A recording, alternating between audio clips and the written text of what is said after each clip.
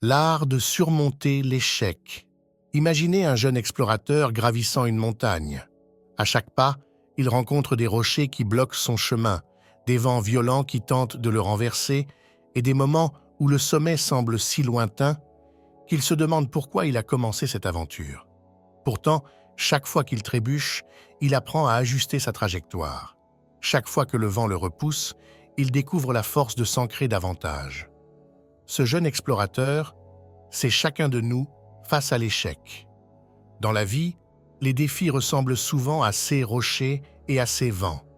Ils nous paraissent immenses, insurmontables, presque conçus pour nous décourager. Mais en réalité, ces obstacles sont là pour nous enseigner. L'échec, souvent perçu comme une fin, est en réalité un début. Il marque le point où nous cessons de suivre une simple route et où nous commençons à tracer notre propre chemin. Apprendre à voir l'échec autrement. Prenons un instant pour repenser l'échec. Que ressentons-nous lorsque nous échouons? Frustration, honte, découragement? Et si nous pouvions transformer ces sentiments en curiosité, en force, en persévérance? C'est là que réside la magie. Winston Churchill a un jour dit « Le succès, c'est d'aller d'échec en échec sans perdre son enthousiasme. » Ce message est un phare dans la tempête. Peu importe combien nous tombons, ce qui compte, c'est comment nous nous relevons. Chaque échec porte une leçon précieuse.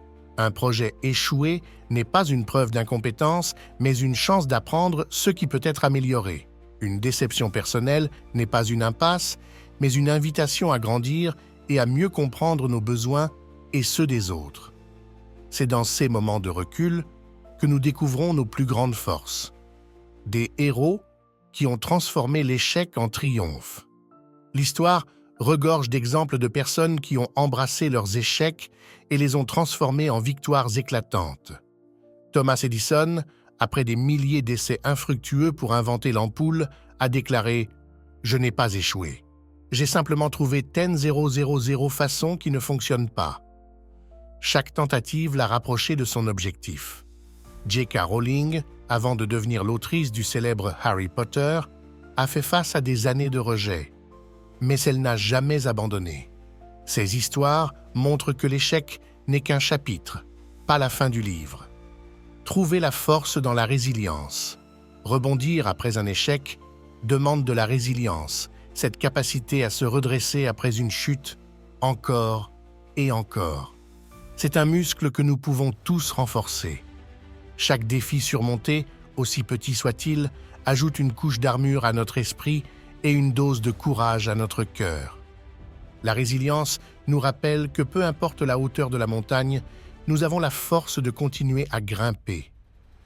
Pourquoi chaque échec est une opportunité? Lorsque nous embrassons l'idée que l'échec est une opportunité, nous ouvrons la porte à une transformation profonde. Nous apprenons à célébrer non seulement nos victoires, mais aussi nos progrès, nos efforts et même nos chutes. Chaque échec nous rapproche un peu plus de nos rêves. Ce n'est pas un signal d'arrêt, mais un rappel que nous sommes en mouvement, que nous avançons, que nous grandissons. Conclusion, votre prochain pas. Surmonter l'échec, c'est plus qu'une compétence, c'est un art, une manière de vivre. Lorsque nous choisissons de ne pas abandonner, de continuer malgré les revers, nous devenons des exemples vivants pour ceux qui nous entourent. Nous leur montrons que la grandeur ne vient pas de l'absence d'échec, mais de la persévérance face à celui-ci.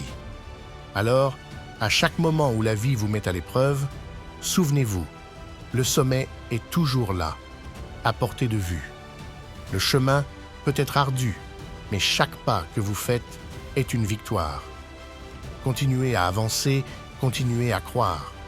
Parce que ce jeune explorateur, c'est vous et votre histoire est pleine de promesses. Pourquoi pas vous?